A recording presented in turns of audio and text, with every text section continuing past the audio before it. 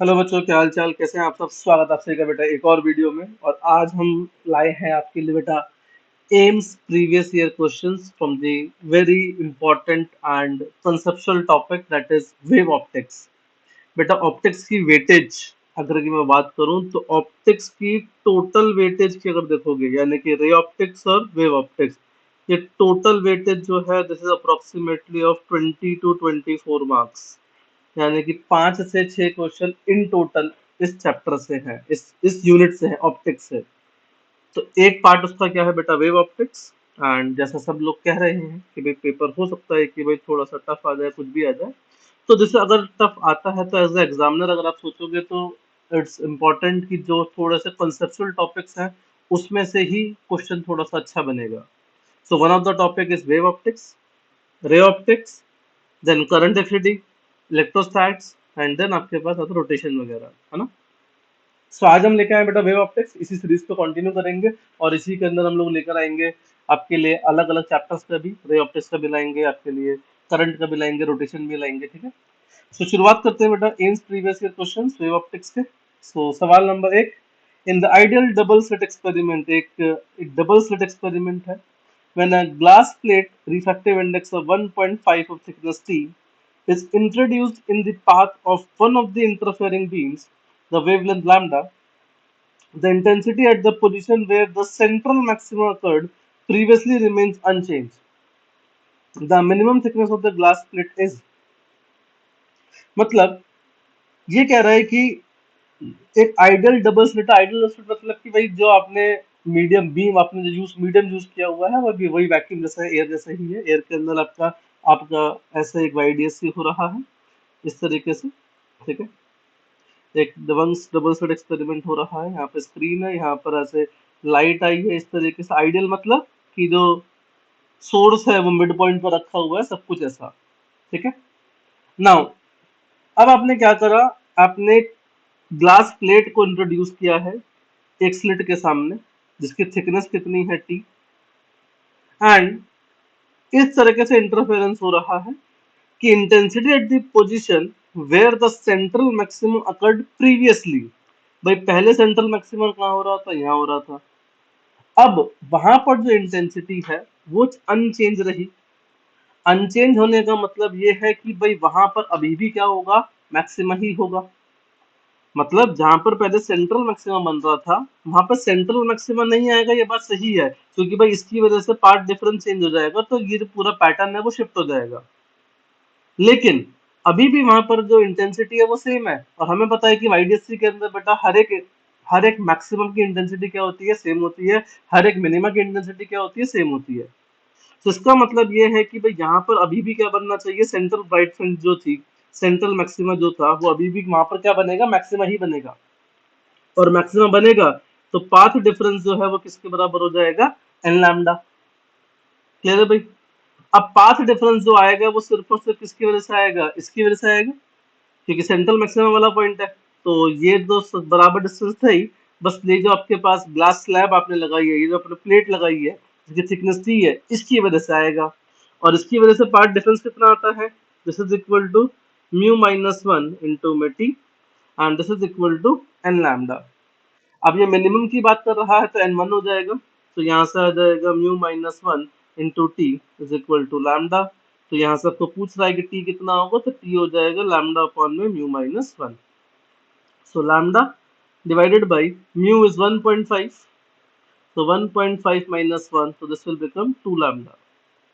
So 2 lambda is absolutely correct, यानी कि जो थिकनेस होगी उस प्लेट की वो कितनी होगी, 2 lambda। क्लियर है भाई। चलिए आगे बढ़ते हैं। In the figure as shown in the YDSC, Q जो पॉइंट है, Q is the position of the first bright fringe on the right side of the O।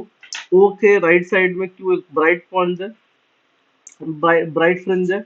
P is the 11th fringe on the other side, ये वहां पर 11th fringe है, as measured from the Q। If the wavelength of the light uses this, then S1B will be equal to, भाई जहां पर इसने Q point के बारे में कुछ बात करी है और P पॉइंट के बारे में कुछ बात करी है, अपना इस Q पॉइंट से इस P पॉइंट का कोई लेना देना है नहीं। अगर मैं यहाँ से डिस्टेंस देखूं तो भाई यहाँ से तो दोनों क्या है, सेम है, कोई पार्ट डिफरेंस नहीं है। यहाँ पर जो पी पॉइंट पर पार्ट डिफरेंस आएगा वो कितना आएगा, सिर्फ S1B, यानी कि S1B जो है यही हमारा पार्ट डिफरेंस होगा।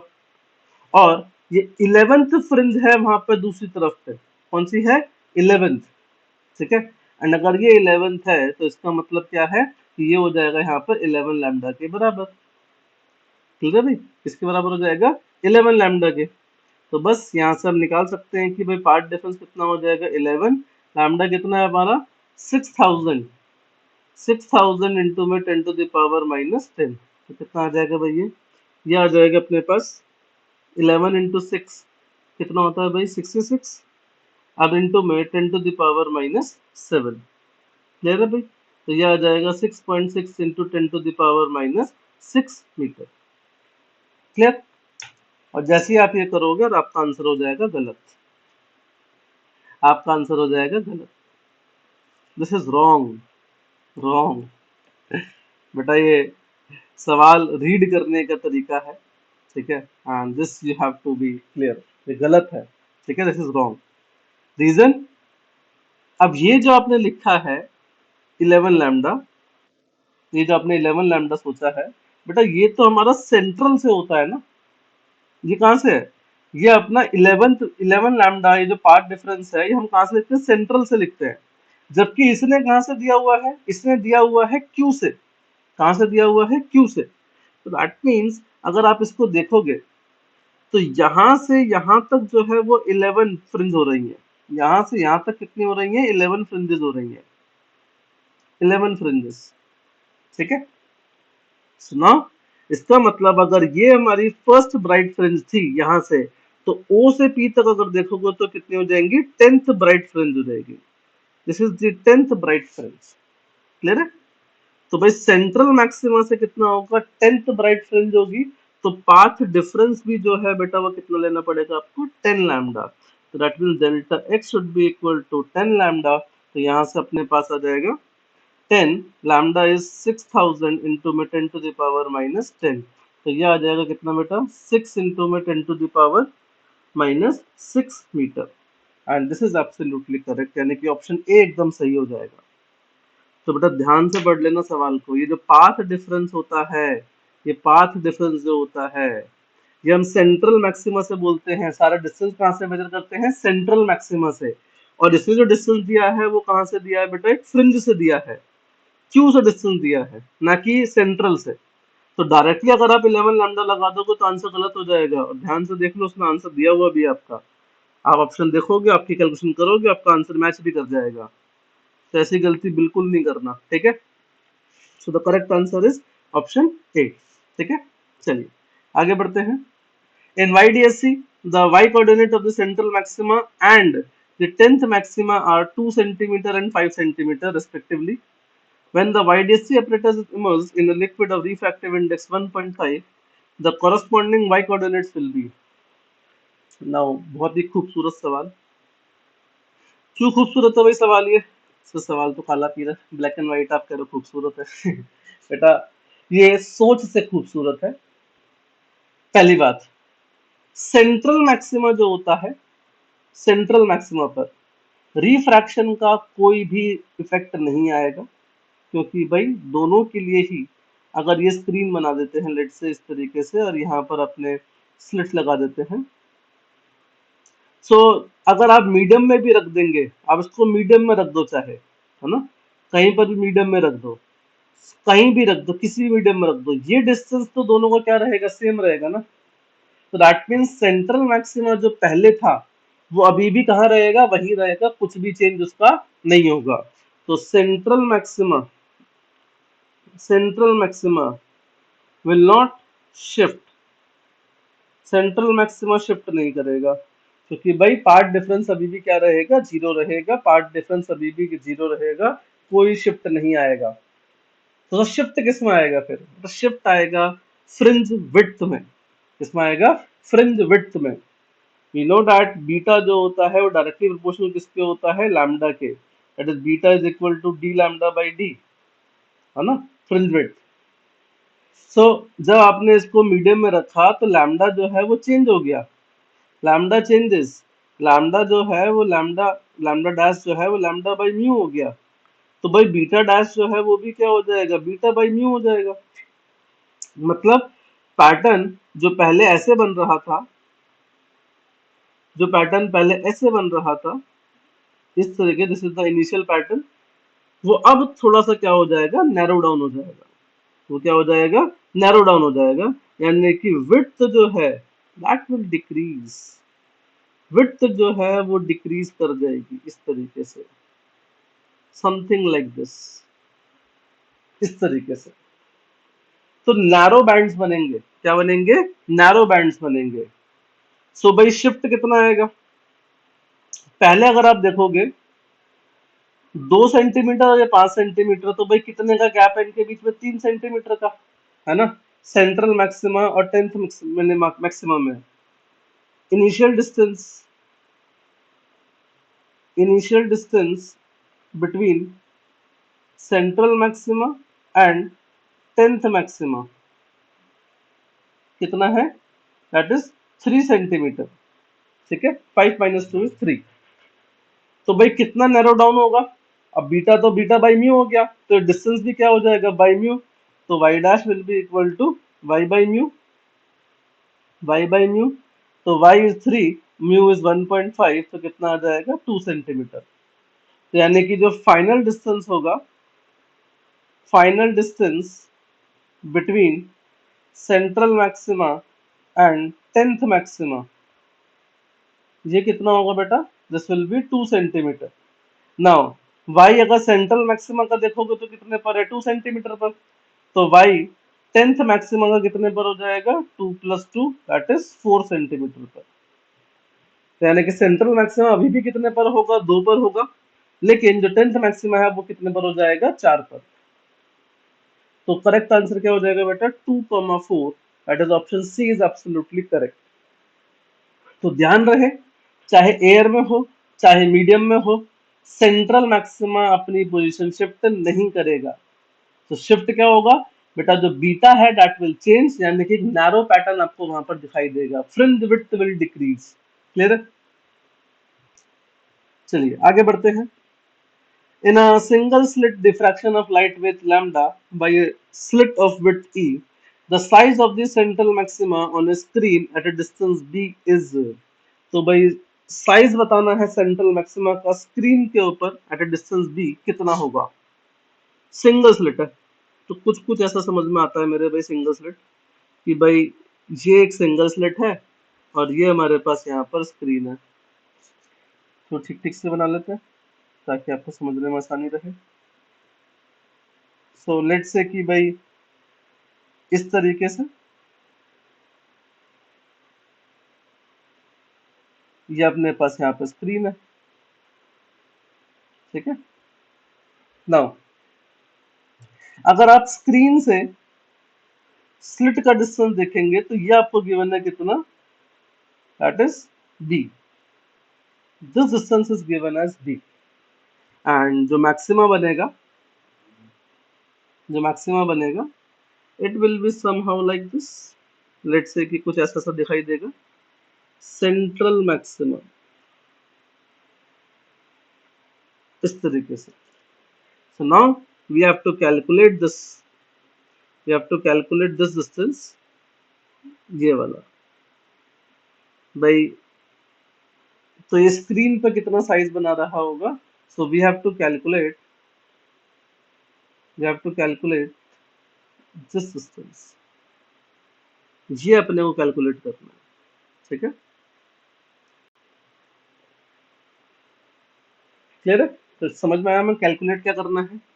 नाउ अब देखो ध्यान से, ये अपने को पता है कितना है, ई है, that is the width of the slit, and ये डिस्टेंस अपने को पता है कितना है, बी, ठीक है। Wavelength is lambda. नाउ अगर हम यहाँ पर बात करते हैं, ये पहला मिनिमम बन रहा होगा दोनों तरफ, तो let's say this angle is theta, तो ये एंगल भी थीटा बन रहा होगा। So we know that for minima, for minima, minima क्या हो जाएगा भाई, ये जो हमारे पास ई साइन थीटा, यानी कि स्लिट विड्थ इनटू में साइन थीटा, ये बराबर किसके होगा, लैम्डा के। तो यहाँ से साइन थीटा किसके बराबर हो जाएगा, lambda by E. And for theta small, अगर थीटा स्मॉल मानते हैं तो उस केस में साइन थीटा अप्रोक्सीमेटली कितना हो जाएगा, थीटा। तो इसका मतलब यहाँ पर हम बोल पाएंगे कि theta is approximately equal to lambda by e. Clear. Now अब अगर इस डिस्टेंस को अगर बाइफरकेट करते हैं थोड़ा थोड़ा सा, तो ये डिस्टेंस तो अपने को पता है कितना है ई। अब ये डिस्टेंस चाहिए था, है ना, ये डिस्टेंस चाहिए। सो अगर ये डिस्टेंस बी है, दिस डिस्टेंस इज बी, ये एंगल थीटा है, तो क्या हम बोल सकते हैं कि ये हमारा कितना हो जाएगा, बी थीटा हो जाएगा। लेंथ टेन थीटा से निकाल सकते हैं इस चीज को, ठीक है। तो कितना हो जाएगा, बी थीटा। क्लियर है। सेम वे ये भी कितना हो जाएगा, बी थीटा, ये भी कितना हो जाएगा, बी थीटा, ठीक है। तो टोटल साइज जो हो जाएगा, size that will be equal to b theta plus e plus b theta. तो यानी कि 2b theta plus e, and theta की वैल्यू कितनी है, लैम्डा बाई ई। तो ये हो जाएगा 2b lambda by e plus e. तो इसका मतलब ऑप्शन सी जो है वो एकदम क्या हो जाएगा, सही हो जाएगा। क्लियर है। चलिए आगे बढ़ते हैं। इन YDSC the slits are 0.5 mm apart and interference pattern is observed on a screen placed at a distance of 1 meter। तो यानी कि ये अपने को क्या दिया है, स्मॉल डी, और ये अपने को दिया है कैपिटल डी, YDSC है। लैम्डा भी दे दिया। Then the separation between the third bright fringe and the central maxima, तो सेंट्रल मैक्सिमा से थर्ड ब्राइट फ्रिंज का पूछ रहा है। तो बेटा YN कितना होता है, that is ND lambda by D, जहां पर n हो जाता है ऑर्डर ऑफ द फ्रिंज, और डिस्टेंस कहां से होता है, सेंट्रल मैक्सिमा से। और सेंट्रल मैक्सिमा से ही पूछा है, कौन सा पूछा है, third bright fringe, that is 3। D कितना है बेटा अपने पास, दैट इज 1। लैम्डा कितना है, 6000 एंगस्ट्रॉम, तो यानी कि 6 into 10 to the power -7 divided by small d, that is 5 into में 10 टू द पावर -4, 0.5 mm दिया हुआ है क्योंकि। तो यहाँ से कितना आ जाएगा ये, 6 3 18/5, 18/5 होता है बेटा 3.6, और इंटू में 10 टू द पावर -3। तो ये अपने पास बन जाएगा कितना, 3.6 mm। तो ऑप्शन क्लोजेस्ट जो है वो कौन सा है, 3.5 है, तो हम 3.5 पे चले जाएंगे। Otherwise correct answer, absolute exact answer जो है वो कितना है बेटा, 3.6। क्लियर। चलिए आगे बढ़ते हैं। In a YDSC, the slit separation is 1 mm and the screen is 8 meter from the slit. For a monochromatic light of wavelength 500 nanometer, the distance of the third minima from the central maxima। अब बताओ यार, ऐसे हलवे सवाल भी AIIMS में आते हैं और हम लोग एम्स से डरते हैं। सवाल में कुछ बचा है क्या, डायरेक्ट फॉर्मूला लगाओ आंसर पाओ, है ना। तो फॉर्मूला आपको याद होने चाहिए, टिप्स पर होने चाहिए, फॉर्मूला शीट आपकी एकदम तैयार होनी चाहिए, एकदम तैयार, टिप्स पर मल्टीपल टाइम रिवाइज करो, खाते पीते उठते बैठते हर टाइम रिवाइज करो, ठीक है। बस फॉर्मूला एकदम टिप पर होने चाहिए। चलो, third minima from the central maxima किसके अंदर, YDSC के अंदर। तो भाई मिनिमा की पोजीशन की अगर बात करते हैं तो ये हो जाता है 2n-1 d lambda by 2d, ठीक है भाई। जहां पर n की शुरुआत होती है कहां से, 1 2 3 एंड सो ऑन। तो भाई अगर यहाँ पर थर्ड मिनिमम बोला है तो n कितना हो जाएगा, 3। तो यह आ जाएगा 2 into 3 -1, that is d lambda by 2d। तो कितना हो जाएगा, that is 5d lambda by 2d। तो बस सारी वैल्यू रख दो, आपके पास है, आंसर आ जाएगा। तो भाई 5, कैपिटल D कितना है, capital D is 1 metre, lambda कितना है 500 नैनोमीटर, यानी कि 5 into 10 to the power -7 upon 2, and small d slit separation is 1 mm, यानी कि 10 टू द पावर -3। तो 5 इंटू 5 होता है बेटा 25/2, दैट इज 12.5 इंटू में 10 टू द पावर -4, तो दैट इज 1.25 mm। तो correct answer is option B. Clear, एकदम आसान, एकदम देख लो, रिसेंट सवाल है, कोई ज्यादा पुराना सवाल नहीं है, इजी सवाल है। चलिए आगे बढ़ते हैं। In a single slit diffraction method the distance between the slit and the screen is 1 mm, यानी कि आपको कैपिटल डी की वैल्यू मिल गई, कैपिटल डी मिल गया आपको भाई। The size of the slit is 0.7 mm, यानी कि आपको ए मिल गया। And the second maxima is found at distance of 2 mm, second maxima की बात हो रही है, कितने पर है, 2 mm पर है, from the centre of the screen. Then find out the wavelength of the light, तो आपको वेवलेंथ बतानी है। By second maxima single slit के अंदर अगर मैं लिखूं तो पोजिशन ऑफ द मैक्सिमम होता है 2n+1, that is d lambda by 2d। यहाँ पर n हो जाएगा कहाँ से स्टार्ट, n स्टार्ट करेंगे लेट से अपन सेकेंड मैक्सिमा की बात कर रहे हैं, तो n कितना हो जाएगा 2 for second maxima, for second maxima. तो अगर n की वैल्यू 2 रखेंगे तो बेटा y2 जो आ जाएगा कितना आ जाएगा, ये आ जाएगा अपने पास 5d lambda by 2d। Clear है भाई, सारी वैल्यू रख दो आंसर आ जाएगा। तो लैम्डा निकालना है तो लैम्डा कितना हो जाएगा 2y d अपॉन में 5 कैपिटल D। सो 2 y की वैल्यू कितनी है, दैट इज 2 mm, तो 2 इंटू 10⁻³ स्मॉल d कितना है, यानी कि बेसिकली a, स्मॉल d मतलब यहाँ पर a हो जाएगा बेटा। ठीक है, तो स्लिट विड्थ कितनी है, दैट इज 0.7 mm, तो ये हो जाएगा 7 into 10⁻⁴ divided by 5 and capital D is 1। तो यहाँ से आप देख सकते हैं बेटा कितना आ जाएगा ये 7 to 14 to 28/5, तो 28/5, 28/5 तो ये हो जाएगा 25 और 3 6, तो 5.6 हो जाएगा इनटू में 10⁻⁻7, तो ये आ जाएगा बेटा कितना 5600 एंगस्ट्रॉम बन जाएगा। तो this will be 5600 angstrom. Clear है भाई, रिटर्न सवाल एकदम बढ़िया, फॉर्मूला बेस्ड सवाल, डायरेक्ट सवाल, फॉर्मूला लगाओ आंसर पाओ। आ जाओ। A light is incident on a polarizer with intensity I naught. A second prism called the analyzer is kept at an angle of 15 degree from the first polarizer. Then the intensity of final emergent light will be. अब यहाँ पर आप मेरे से मत कहना कि sir आपने 15 डिग्री दे दिया, अब हमें तो 15 डिग्री की वैल्यू पता ही नहीं है, cos 15 डिग्री पता ही नहीं है कितना होता है। क्योंकि भाई अगर यहाँ से देखोगे आई नॉट है, ये आई नॉट बाई 2 आया, और ये जो एक्सिस के बीच में एंगल है वो कितना है 15 डिग्री। तो I इज इक्वल टू कितना हो जाएगा I naught by 2 cos square 15।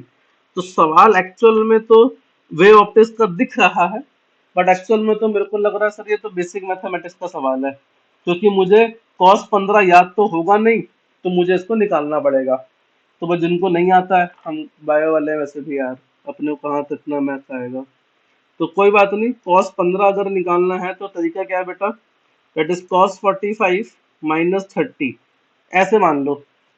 तो ये बन जाएगा cos A minus cos B, और cos A minus cos B, cos A minus B, ये होता है बेटा cos A cos B, cos A cos B plus sin A sin B।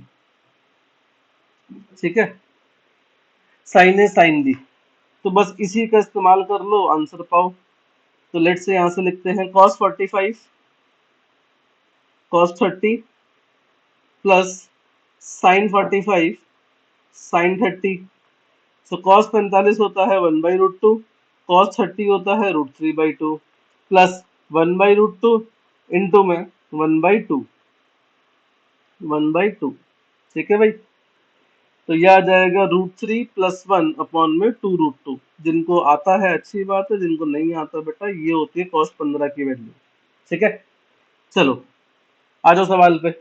जब यहाँ पे लिखोगे तो ये आ जाएगा भाई आई नॉट बाई 2 √3 प्लस 1 अपॉन में 2√2 का स्क्वायर। तो आई नॉट 2√2 का स्क्वायर का मतलब हो जाएगा 8, और 8 2 हो जाता है बेटा 16 इनटू। अब सर कहते हैं सर √3 प्लस 1 बचा है, मैं इसका क्या करूं, ये तो मुझे सॉल्व भी नहीं होगा। अब इसको स्क्वायर कर दो आप, तो a प्लस बी का स्क्वायर लगाओगे तो आएगा 3 plus 1 plus 2ab, that is 2√3।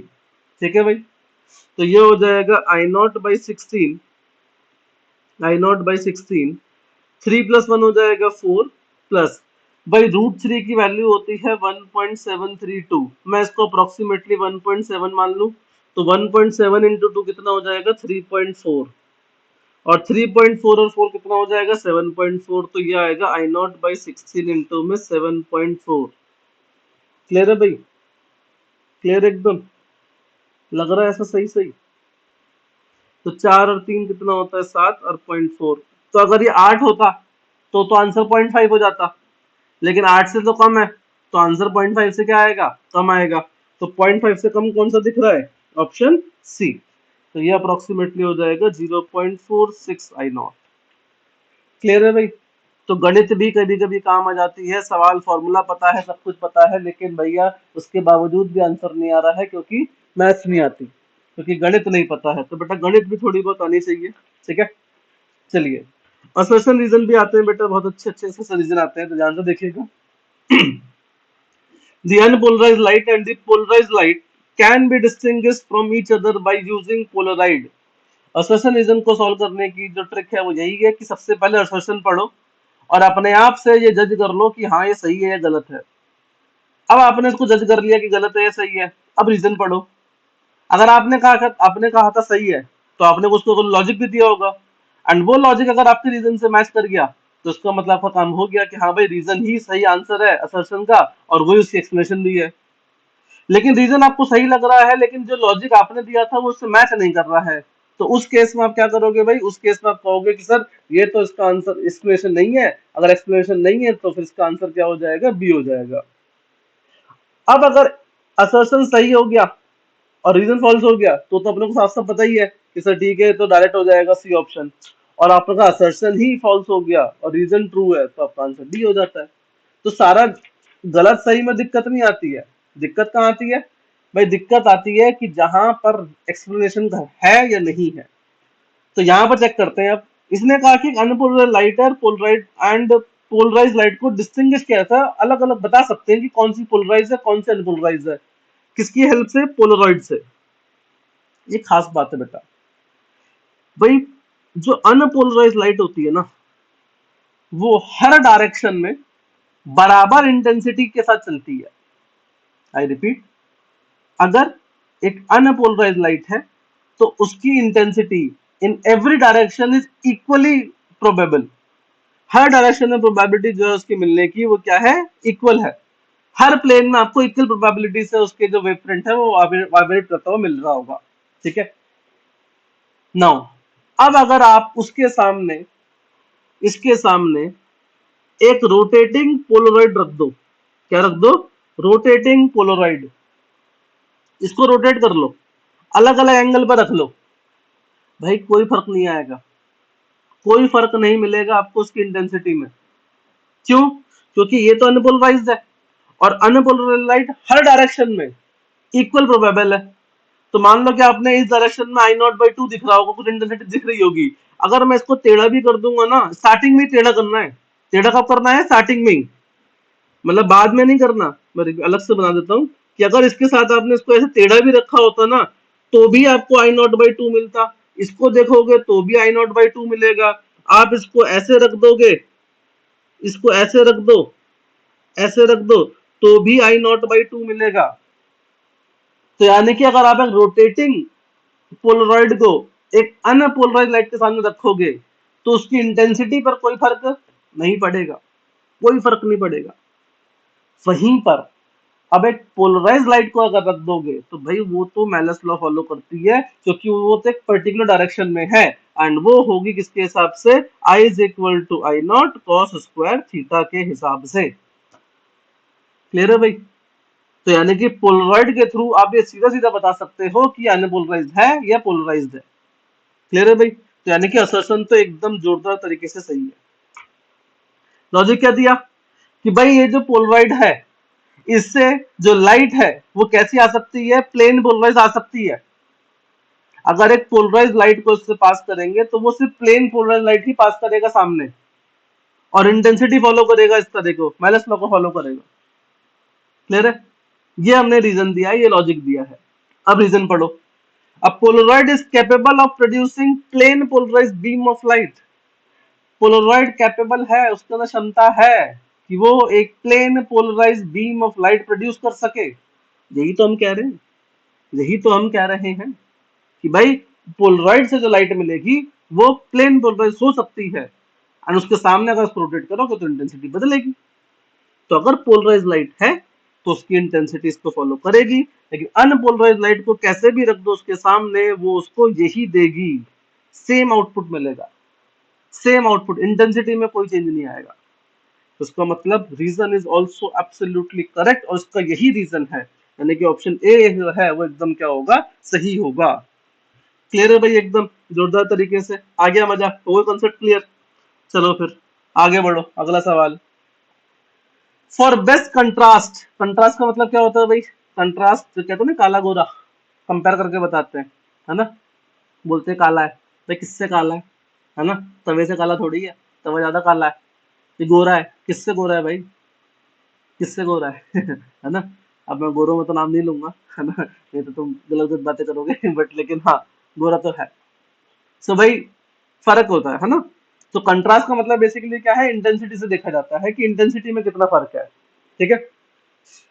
So the best contrast मतलब इंटेंसिटी के बारे में बात करना चाहता है between maxima and minima in the interference pattern of YDSC। The intensity of the light emerging out of the two slit should be equal. Intensity जो है, जो लाइट आ रही है स्लिट से, वो इंटेंसिटी सेम होनी चाहिए ताकि बेस्ट कंट्रास्ट मिले। अब इसके पीछे लॉजिक देखो कि भाई अगर ये हमारे पास YDSC सेटअप है, यहाँ से लाइट आ रही है और एक यहाँ पर पैटर्न बन रहा है। क्या बन रहा है? पैटर्न बन रहा है ऐसा सा। इस पैटर्न की खासियत क्या है पता है? कि सारे मैक्सिमा जो है वो एक इंटेंसिटी के हैं, सारे मिनिमा एक ही इंटेंसिटी के हैं। तो एकदम साफ सुथरे तरीके से पता चल रहा होता है कि कहाँ मैक्सिमा है और कहाँ मिनिमा है। क्योंकि भाई जहां पर मैक्सिमा बन रहा होगा, मैक्सिमा, वो मैक्सिमम इंटेंसिटी फॉलो कर रहा होगा 4I0, और जहां मिनिमा बन रहा होगा वहां बन रहा होगा 0, वहां बन रहा होगा 0। ये लेकिन कब होगा? जब उनकी इंटेंसिटी क्या होगी? इक्वल होगी। दोनों का एम्पलीट्यूड क्या होंगे? सेम होंगे। I max, I max is given by √I1 plus √I2 का स्क्वायर, एंड आई मिनिमम कब होगा? जब √I1 माइनस √I2 का स्क्वायर। तो भाई जब ये स्क्वायर फंक्शन है, स्क्वायर फंक्शन है, स्क्वायर फंक्शन मिनिमम कितना हो सकता है? 0 हो सकता है, 0, शून्य। आर्यभट्ट का दिया हुआ शून्य, इससे कम नहीं हो सकता, नेगेटिव नहीं हो सकता, स्क्वायर फंक्शन है। तो कंट्रास्ट मैक्सिमम कब होगा? अच्छा कंट्रास्ट कब आएगा? जब मिनिमम कितना होगा? 0। और ये कब पॉसिबल है? जब दोनों की इंटेंसिटी क्या होगी? सेम। दोनों का एम्पलीट्यूड क्या होगा? सेम। ठीक है बात? नाउ इंटरफेरेंस होगा, जहां पर ब्राइट फ्रिंज होगी वहां मैक्सिमम बन रहा होगा, तो वहां पर क्या होगा अपने पास? Constructive interference. तो इंटेंसिटी इक्वल होने से, एम्पलीट्यूड सेम होने से फायदा क्या है कि कंस्ट्रक्टिव इंटरफेरेंस सस्टेनेबल होगा, बढ़िया होगा। क्या होगा? कंस्ट्रक्टिव इंटरफेरेंस अच्छा होगा, सस्टेनेबल होगा, बढ़िया, साफ साफ दिखाई देगा। ये रीजन है, ये रीजन है। ठीक है, अब इसके रीजन को पढ़ो। Intensity of the interference pattern is proportional to the square of the amplitude. ये कह रहा है कि intensity directly proportional to square of the amplitude. एकदम सही बात है, ऐसा होता है, पर इसका ए से, असर्शन से कोई लेना देना नहीं है। वहां तो हम बात कर रहे हैं किसकी भाई? मैक्सिमा मिनिमा की बात कर रहे हैं, कंस्ट्रक्टिव इंटरफेरेंस की बात कर रहे हैं। तो स्टेटमेंट सही है बट आंसर नहीं है, रीजन नहीं है, तो इसका मतलब ऑप्शन बी हो जाएगा एकदम सही। क्लियर है भाई? आ गया मजा? चमक के कॉन्सेप्ट ना लिए वॉशिंग पाउडर से? आओ फिर आगे, आखिरी सवाल है। इन YDSC interference pattern disappear when one of the slit is close. अब इसके पीछे तो आपको बेसिक पे जाना पड़ेगा कि भाई YDSC होता क्या है, इसको आंसर करने के लिए। भाई YDSC के अंदर हम लोग करते क्या है? एक सोर्स लेते हैं, उसके दो हम लोग वेव फ्रंट के हिस्से को, ये वेव फ्रंट बना, इसके दो अलग अलग हिस्से बने, और इस पॉइंट से जो वेव फ्रंट बनता है, इनको क्या कराते हैं? इंटरफेयर। जी क्या करते हैं आपस में? इंटरफेयर। इंटरफेयर करने का मतलब है यहाँ पे रीडिस्ट्रीब्यूशन में क्या होता है? एनर्जी का सुपर इम्पोज करते हैं एक दूसरे के ऊपर। अब एक ही सोर्स के दो सोर्स बनाए, तो यानी कि ये आपस में कैसे होंगे? कोहेरेंट। क्या होंगे? कोहेरेंट। दैट मींस ये हमारे पास S1 सोर्स है और ये हमारे पास S2 सोर्स है, तो दोनों आपस में क्या होंगे? कोहेरेंट होंगे, क्योंकि एक ही सोर्स के दो हिस्से करें, यानी कि एक ही वेव फ्रंट पे से उठाए हैं दो हिस्से अलग अलग, है ना? तो उससे अपन देख रहे हैं इंटरफेरेंस। तो अब एक बात बताओ कि जब अगर मैं एक स्लिट को ही बंद कर दूं, एक स्लिट ही बंद कर दूं, यानी कि एक आए ही ना, अब किसका इंटरफेरेंस होगा? अब किसका इंटरफेरेंस होगा? ये तो घूमता जैसे चला जाएगा, इस तरीके से इल्यूमिनेशन दिखाई देगा अपने को। इंटरफेरेंस पैटर्न थोड़ी दिखाई देगा, क्या दिखाई देगा? इल्यूमिनेशन, लाइट दिखाई देगी सामने पड़ती हुई। तो इसका मतलब अगर हम लोग स्लिट को क्लोज कर देते हैं तो पैटर्न डिसअपियर हो जाएगा, एकदम सही दिख रहा है। Interference occurs due to superimposition of the light waves from two coherent sources। ये मैं कह रहा था कि भाई क्या है, सुपर इम्पोजिशन है किसका, दो कोहेरेंट सोर्सेस से जो लाइट वेव आ रही है उनका, एंड अगर आपने उसमें से एक को भी बंद कर दिया तो इंटरफेरेंस होगा किसका, तो इसलिए रीजन भी एकदम क्या है, सही है। तो correct answer is option A. Clear है भाई, क्लियर एकदम, आ गया मजा, हो गया वेव ऑप्टिक्स थोड़ा थोड़ा क्लियर। तो बेटा ये था AIIMS PYQ of the wave optics. Next we will have ray optics, AIIMS PYQ.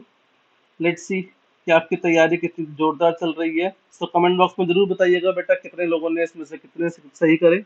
So all the very best, keep spinning, keep motivating yourself, and बहुत लास्ट का टाइम चल रहा है तो बिल्कुल नर्वस आना नहीं, खाओ पियो ऐश करो मित्रों, पेपर एकदम बढ़िया होगा।